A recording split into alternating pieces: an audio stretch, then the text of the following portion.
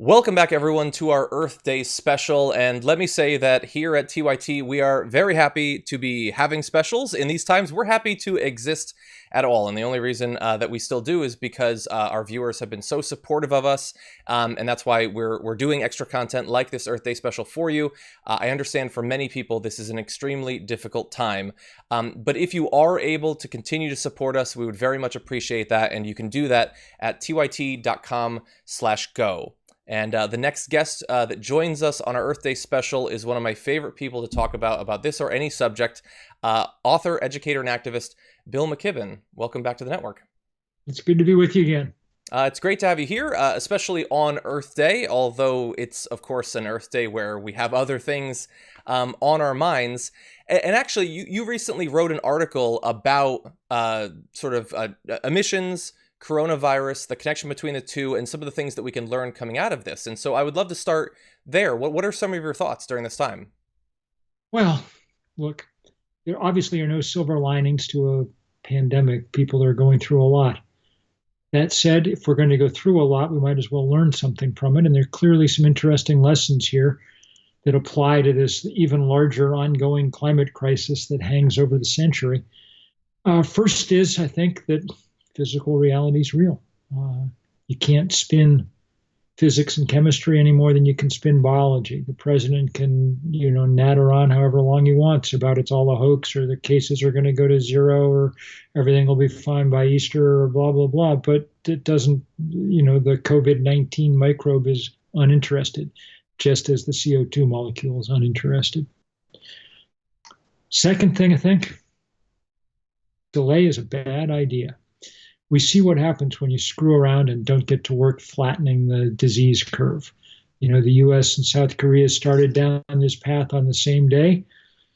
The South Koreans went right to work. Moderate disruption of life.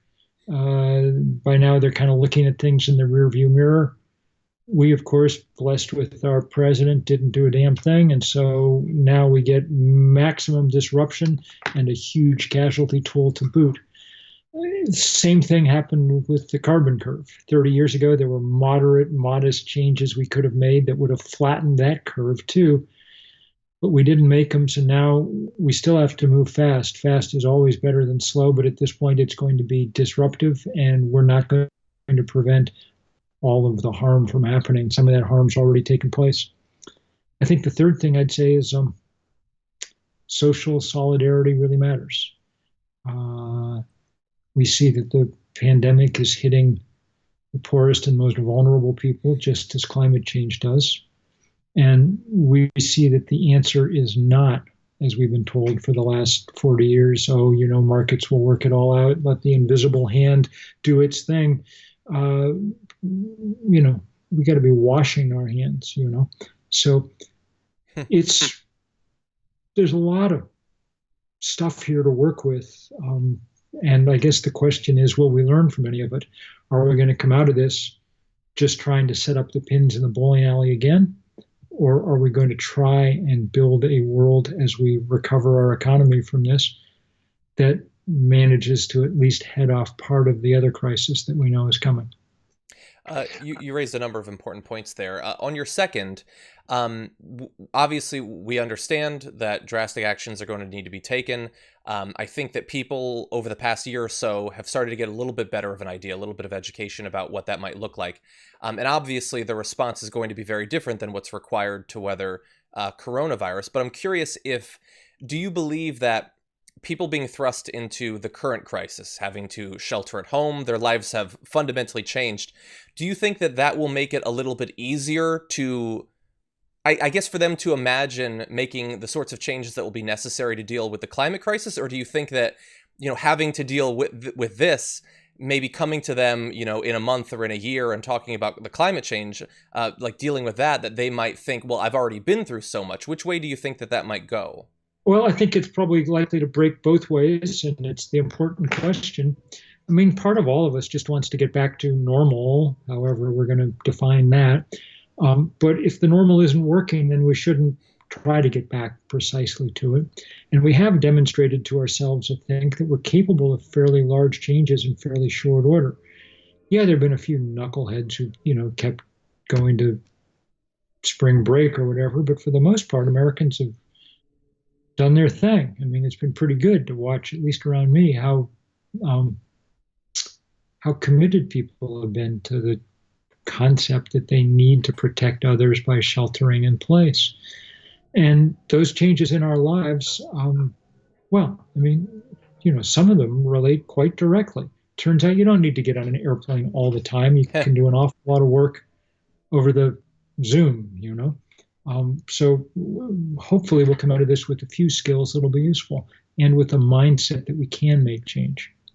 Yeah, and I've also noticed that, if you had told me a month before LA locked down that we would all be participating in this, that people would not be going outside without masks, I would have probably had a hard time believing it, especially in LA.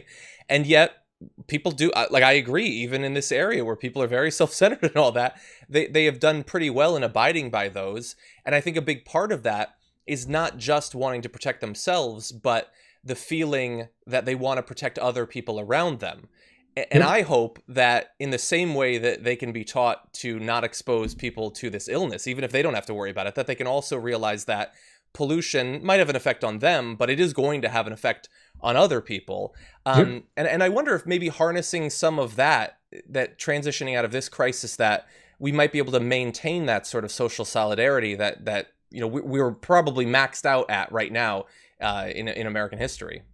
Yeah, I think that's a huge question.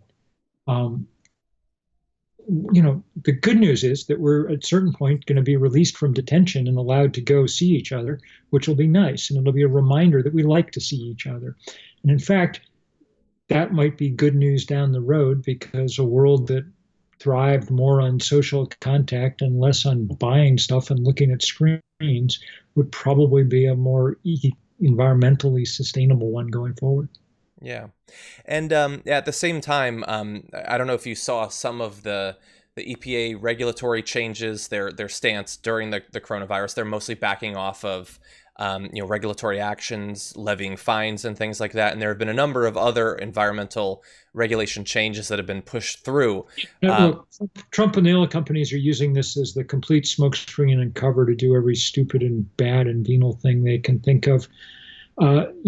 Job one on every count is getting rid of this president in November. There can't be any more important job because then at least we won't be having to play insane defense every single hour of every single day. yeah, yeah, I couldn't agree more.